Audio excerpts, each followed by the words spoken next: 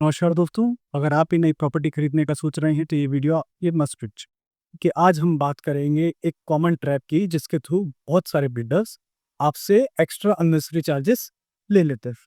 जी हाँ, हम बात करेंगे कॉमन एरिया मेजरमेंट स्कैम की। ये क्या होता है, चलिए डिटेल में जानते हैं। बहुत सारे बिल्डर बायर को carpet area, built up area, super built up area की बड़ी बड़ी बातों में उलझा के उनसे जो है एक्स्ट्रा एरिया का चार्ज कर लेते हैं, उस कॉमन एरिया का चार्ज करते हैं जो कॉमन एरिया एक्चुअली में आपका है ही नहीं।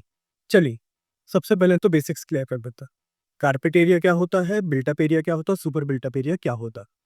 कारपेट एरिया को नेट यूजेबल एरिया भी कहा जाता है, क्योंकि यह वो एरिया है जहाँ पे आप अपना फर्नीचर रख सकते। For example, living room, bedroom, kitchen, bathroom and bath.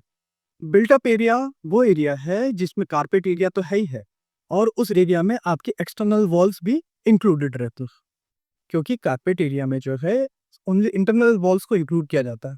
External जो वॉल्स रहती हैं आपकी प्रॉपर्टी की, उसको इंक्लूड नहीं किया जाता। बिल्टअप एरिया में एक्सटर्नल वॉल्स को भी इंक्लूड कर लिया जाता। सुपर बिल्टअप एरिया वह एरिया है जो सबसे ज्यादा कंफ्यूजिंग है, और बिल्डर्स इसी को आपके खिलाफ यूज करते हैं to charge extra. Super built up area में वो सब एरिया आता है जो कि बिल्टअप एरिया में है, बट इसके साथ उसमें कॉमन स्पेसेस भी आती हैं, जैसे कि आपकी लॉबी हो गई, staircases, lift, even garden, parking spaces. ऐसे देखिए, हर बिल्डर जो है सुपर बिल्टअप के हिसाब से ही आपसे चार्ज करेगी, बट स्कैम तब होता है जब बिल्डर आपको अननेसेसरी सुपर बिल्टअप बता के और बिल्टअप बहुत छोटा दे।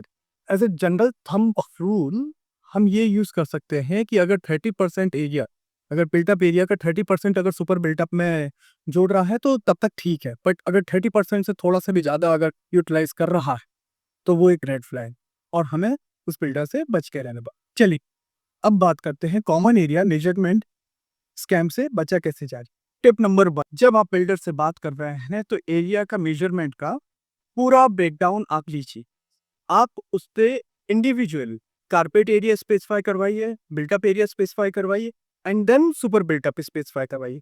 इससे आपको इजी होएगा समझने में कि आपको एक्चुअल एरिया, यूजेबल एरिया कितना मिलने वाला है। समझ रहे बात। टिप नंबर 2, मार्केट का जनरल नॉर्म है 20 to 30% एरिया जो है as a super built up area में यूज किया जा सकता है, पर कोई भी बिल्डर उससे अगर ज्यादा एरिया इंक्लूड कर रहा है तो वो एक रेड फ्लैग है एंड आपको बच के रहना चाहिए। Tip number 3, RERA registration builder का वेरीफाई करने। ऑनलाइन सर्च करेंगे, आपको बिल्डर का रेरा रजिस्ट्रेशन मिल जाएगा, और वहां पे बिल्डर को स्पेसिफाई करना पड़ता है कि वो क्या क्या एमिनिटीज एक्चुअली में देने वाला है अपने बायर। बिल्डर के ब्रोशर पे मत जाइए, बिल्डर के वर्ड टू माउथ पे मत जाइए, उसका रेरा रजिस्ट्रेशन चेक कीजिए और वहां पे देखिए बिल्डर क्या एक्चुअली में आपको एमिनिटीज दे। इससे आपको समझ में आ जाएगा अगर वो कॉमन एरिया का आपसे चार्ज कर रहा है तो वो चार्ज सही है भी या गलत है। टिप नंबर 4, अगर आपको कुछ भी समझ में नहीं आता है तो पूरे डॉक्यूमेंट को एक अच्छे सिविल लॉयर से, जो कि रियल एस्टेट में एक्सपर्ट को, उससे चेक करवाएं, और उसके सजेशन में जो आपका बायर एग्रीमेंट रहेगा उसमें भी ये सब चीजें स्पेसिफाई करवाएं कि बिल्डर आपको कारपेट एरिया एक्चुअल में कितना देने वाला है और बिल्टअप एरिया कितना देने वाला है। अगर ये सब चीजें अगर आप एग्रीमेंट में पहले से ही स्पेसिफाई करके चलेंगे तो आप ये स्कैम से इजीली बच सकते। तो अवेयरनेस ही आपका सबसे बड़ा वेब। जितना ज्यादा आप अवेयर रहेंगे उतना ज्यादा आप स्कैम से बच पाए। आज की वीडियो में बस इतना ही, फिर मिलेंगे किसी और टॉपिक पे। थैंक यू, नमस्कार।